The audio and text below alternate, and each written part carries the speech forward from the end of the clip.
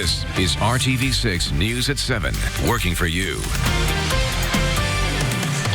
Lingering effects of a massive jet fuel tanker explosion are now seeping into local neighborhoods. Good evening, I'm Mark Mullins. And I'm Amanda Starantino. Last Thursday, the east side literally shook when a semi hauling jet fuel overturned on an interstate ramp. And while we've mostly gotten past the initial issues, now the community is noticing a possibly toxic problem. The impact of last week's jet fuel tanker crash could be greater than initially anticipated.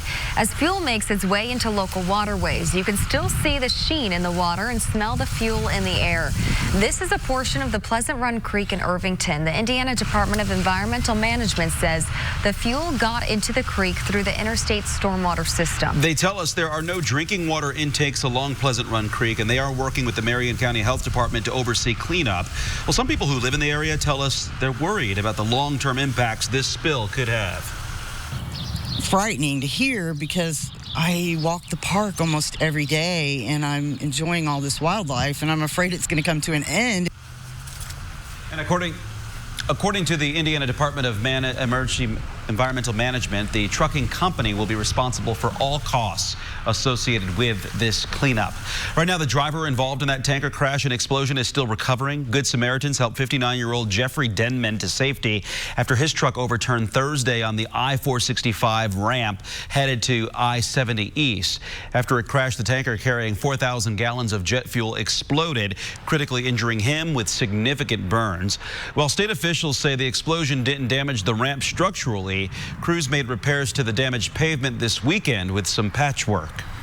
We are now in the Storm Team 6 Tracking Center with Chief Meteorologist Kevin Gregory. And Kevin, it was just a gloomy, dreary Monday. Great way to kick off the work week. It will be a cold, bright end to the week. So we'll have some sunshine to end the week, and in the middle, maybe some snow. How about that? Third of an inch of rain. It came kind of in one large wave. We've had these scattered light showers, and I think we'll continue with those through the evening hours. Any steady rain probably confined to the southern portion of the viewing area. Rainfall next 24 hours, and I should say periods of rain. Then it's about snow potential Wednesday with a heavier snow potential right now. The closer you get to the Michigan state line, winter storm watch there, then that cold end of the work week. As you look at the radar, the organized area of rain is now pushed out of central Indiana. Keep an eye down here, portions of Kentucky, southern Illinois. This will pivot to the north and east and increase rain chances over the southern half of the state. Temperatures unchanged this evening and not likely to change overnight tonight. They'll be in the low 40s as you get up tomorrow morning. Scattered showers between now and 11 o'clock. It is a dark and deserted scene today at the I-70 Mobile Home Park. Residents are out. Trailers have been stripped and destroyed. For 6 months, RTV6 tried to help desperate residents of the park whose owners ordered them to vacate the property. In that span, the Attorney General's office stepped in to provide more resources and time. People own their homes, but not the ground beneath them, so they had to pack everything they could and leave by the end of this past Friday. A community center in the Martindale-Brightwood neighborhood of Indianapolis will soon see some major upgrades. Around $1.5 million in grants were awarded to the Edna Martin Christian Center. The money will be used to expand their kitchen and feed more children and seniors. It will help a company lease land at the center, creating 40 jobs for people in the neighborhood, and it will help the center create additional community spaces. Leaders say improvements like this are necessary to help this neighborhood continue to grow. There is talent in this community. There is talent who will stay in this community as we continue to build it in a way that makes it even more attractive, and they'll continue to serve each other. Leaders say they anticipate construction to be complete on these upgrades by November. And it's a step in the right direction in providing better resources for behavioral health. Today marked the groundbreaking for the Hospital for Behavioral Medicine in Plainfield. You're looking at a rendering for it right now. The Hendricks Regional Health Facility is planned to provide a full array of specialized inpatient and outpatient behavioral services. That includes addiction treatment. The hospital is slated to open early next year. It's supposed to bring in more than 250 high-quality jobs along with it. Everybody can prevent child abuse. That's what one survivor of years of abuse believes and wants to help train communities to recognize the signs. Last year, Indiana had the second highest rates of child abuse in the country. The child victims in our state were more than double the national average. RTV6's Stephanie Wade shows you how this advocate is now working with law enforcement to save more children. Last year, there were more than 29,000 victims of child abuse in Indiana, making our state second in the nation. only behind Kentucky. This survivor says everybody can help prevent child abuse simply by recognizing the signs. It's so easy to blame the system and so easy to blame DCS for not noticing these signs or not picking up on these signs, but how can the community notice? For 13 years, Matthew Pfeiffer and his two sisters were molested and abused by their adoptive parents. Locked in their rooms for more than a decade and countless beatings, it was his brave sister Emily who escaped one day when they were running errands and alerted someone who called police. But 1 month after Emily aged out of the foster care system, she committed suicide. Now, Pfeiffer's life mission has been starting a nonprofit called A Voice for Kids, where he meets with schools, churches, foster and adoption groups, and shares habits kids who are abused might form, like hoarding food, secluding themselves, or flinching. He also created his own training program for police officers when interacting with kids in foster care, and shared it with the Delaware County Sheriff's Office. In my case, I reached out to law enforcement 4 different times. It was those hang up 911 calls. I vandalized my dad's car, so to speak. It was just opening up the driver door, airing out the back tires, and I put the stuff in the console and strewed it all over the ground. So there's those were cries for help for me. Hoping at the end of the day, he can save a child's life like his. Working for you, Stephanie Wade, RTV6. An emotional day as loved ones and millions of fans pay tribute and say goodbye to Kobe Bryant and his 13-year-old daughter, Gianna. Thousands gathered for Bryant's service at Staples Center in Los Angeles today, where he played for the Lakers for 17 seasons of his 2-decade NBA career. Beyonce opened the ceremony with her songs XO and Halo. Others who attended included Kareem Abdul-Jabbar, Michael Jordan, and dozens of current players. Money from ticket sales to the event will be given to the Mamba and Mambacita Sports Foundation, a group that supports youth sports programs in underserved communities. The threat is now so high they've canceled carnival celebrations in Venice. The continued global spread of the coronavirus. Plus, talk about going green with your buds, how this brewing industry is partnering up with marijuana to help reduce global greenhouse gas emissions. That's a little later on when the news at 7 continues here on RTV6. RTV6 is working for you. Stock markets here and around the world have been plummeting today. Investors are panicked about the spread of COVID-19, the novel coronavirus. ABC's Daria Albinger shows you how other countries are reacting to the growing number of cases. The Dow plunging all day long at the end of trading, more than 1,000 points or over 3.5% down.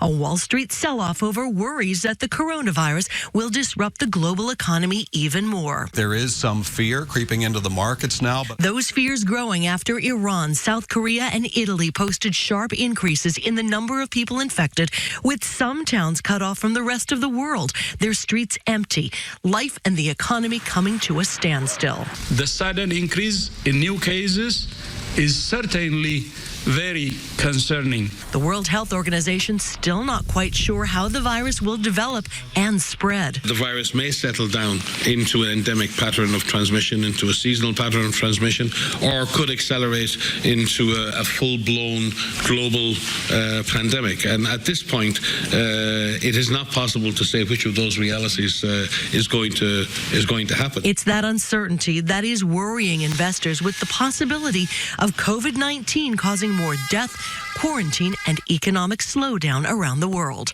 Daria Albinger, ABC News, New York.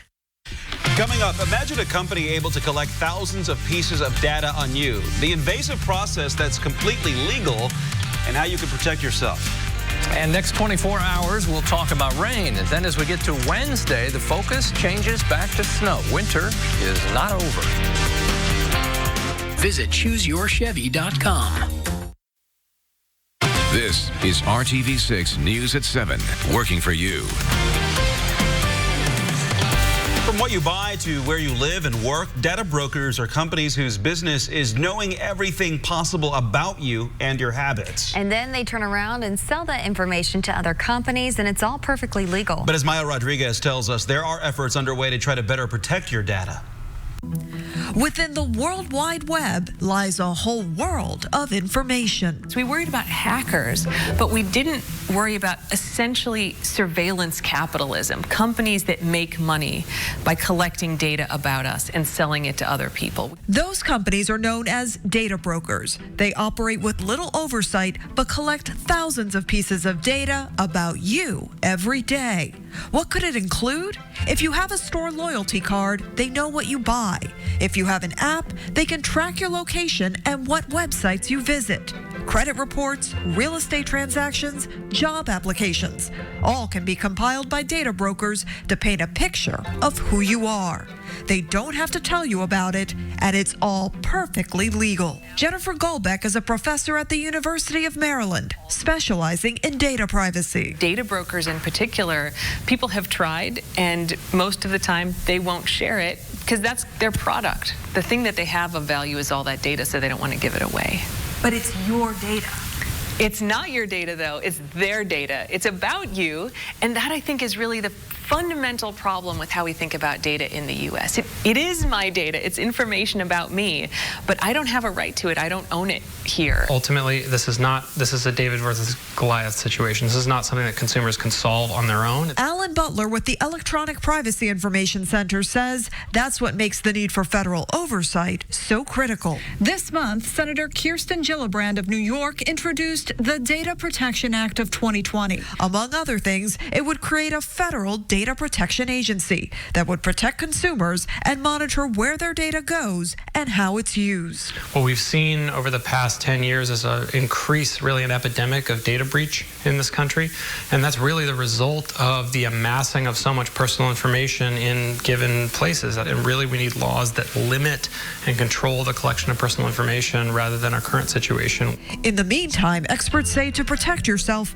install a tracker blocker on your phone and browsers and set all your online settings to private. In Washington, I'm Maya Rodriguez reporting. Well, California recently enacted a stronger data privacy law within the state, forcing companies to disclose what data they collect on people and who it is being sold to. Experts say it could end up having a cascading effect and spread to other states, but a federal law would be the only way to guarantee those protections to all Americans. One of the nation's most popular places to get a good deal is getting even more exclusive. Soon, Costco will require a membership card to make purchases at its food courts. Rumors started circulating on Twitter, and now several Costco stores have confirmed they will start enforcing that policy in March. Costco's low-price meals have an almost cult-like following, especially its $1.50 hot dog and drink meal.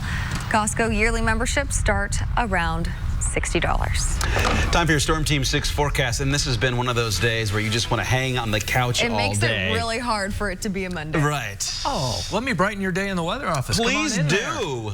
We're dry. You can say that. Tracking snow potential Wednesday. You'll start to hear more and more chatter, as they say, about that, especially northern Indiana, northern Illinois. That is for Wednesday. That's the winter storm watch that goes into effect late tomorrow through late Wednesday. Will this shift a little more to the south? We'll wait and see on the storm track. I wouldn't be surprised if we add some advisories, at least on the southern edge of that. That's down the road. We'll talk more about that in a second. We've had showers today, anywhere from a quarter to almost half an inch of rain. Notice it's the absence of rain right now. There'll be some patchy fog. We'll have drizzle and occasional showers through the evening hours. Any steadier rain will come through the overnight in the southern half of the state. It's hard for you to see, I think. It's a vision test, but there were lightning strikes around Paducah in the southern portion of Illinois as well. And it just shows you may hear a rumble of thunder in the southern portion of the state overnight tonight. Temperatures from north to south, 40 in Fort Wayne, 47 in Evansville. We're tucked nicely in between at 43 in the metro area. These temperatures, the air's pretty saturated, will not change much, if at all. We'll be in the lower 40s when you wake up tomorrow morning and start heading off to work. Temperatures across central Indiana stay in the 40s during the day tomorrow, and then what will happen, we'll begin to see temperatures fall on Wednesday. Notice the trend. They start falling Wednesday, and they'll crater as we get to Thursday and Friday. Much cooler temperatures there. Rainfall chances through the day tomorrow, not overwhelming, won't be a steady all-day rain, and it will be rain until tomorrow evening. evening northwest. There's your 7 a.m. shower activity. Put this in motion, you begin to see the snow enter northwest Indiana. If you're traveling to Chicago late afternoon tomorrow, be aware you'll be driving into snow headed up toward lower Michigan, South Bend. The same thing by evening. Temperatures through the day still well above freezing, so any of this would melt at the beginning. Temperatures on Wednesday cold enough for snow once again. Temperatures in the morning should peak in the mid-30s, falling off after that. And I've got to include with this snow that we'll have wind gusts 20 to maybe 30 miles per hour. Quick changing road conditions. Visibility may be an issue as we see some accumulating snow in central Indiana as well. These are 4 different models trying to predict how much snow we could see in the metro area. Again, the heavier amounts seem to be targeting the northern portion of the state. Cold air will target all of us as we get past the snow by Wednesday evening. Then we're on to cold, dry weather Thursday, Friday, Saturday, where temperatures struggle to hit 30. We'll be in the teens at least 3 mornings in a row. We fix all of that a week from today when we get back to 50. This winter is literally a roller coaster. Yep. Hey, theme parks will be open before you know it. Before you know it. All right, thanks, Kevin, for that. Well, taking popular products to turn a problem on its head. 2 budding industries are now working together to brew up a new way to reduce greenhouse gas emissions. Our Kai Beach takes us inside the green efforts. Denver Beer Co. brews a lot of beer. Okay, so this is where we're mixing milled malted Colorado barley and hot water. It's called the mash. And the clinic cultivates massive amounts of marijuana. Sitting right next to her is Star Matter 303. It's a collaboration we did with a local band here in Colorado. Now Colorado leaders are connecting these relatively small businesses with the idea of making big positive impacts on the environment. Cannabis and beer, this is the perfect thing. Now we're standing next to the Earthly Labs CO2 recapture technology. Charlie Berger's the co-founder of Denver Beer Co. He's taking part in the state's pilot program in which his brewery captures its own carbon dioxide and sells it to marijuana growers. It's a really cool opportunity for us to reduce our greenhouse gas emissions. You know, talking about 2 of Colorado's, really the epitome of our state's, small business environment. It's an easy one to talk about. And a relatively easy process. This brewery captures the CO2 emitted during the fermentation process, stores it in this machine, then ships it off to pot growers, where it's used to help with their harvest. In front of me is Earthly Labs CO2 capture system. It has the potential to capture the equivalent of 1,500 trees a year for our craft brewers. Amy George is the CEO of Earthly Labs and says this technology was once only available to really large brewers. Her team recently designed a more affordable carbon capturing process for smaller craft brewers, with the goal of reducing 1 billion metric tons of waste while basically turning IPA into THC. Climate change is in front of us. It's important for us to think of all the ways we can invest in technologies or change our behavior to meet the needs of future generations. And with thousands of craft brewers across the country and more states legalizing marijuana, this technology is creating a big environmental buzz between beer and buds. I'm Kai Beach reporting. Still ahead here on RTV6, it's nearly Fat Tuesday, and that means it's the last chance for this traditional cake before Lent. How the sweet tradition started and what it symbolizes today. Promotion for just $259 a month. Right now on RTV6, tomorrow is Fat Tuesday. And that means your time to indulge in a slice of king cake is winding down. The colorful confection is a staple during Mardi Gras season. The cake is rich with meaning. The colors symbolize power, faith, and justice. And inside, you'll usually find a small plastic baby figurine. Some say it represents the baby Jesus, while others believe it simply represents good luck. The person who finds it would be crowned the king or queen of a Mardi Gras ball. Look at that. Take a big slice then. If you want a better chance. You want the little baby. I also heard that whoever gets the baby has to buy the next cake for everybody. Smaller slice then. See you back here tonight at 11.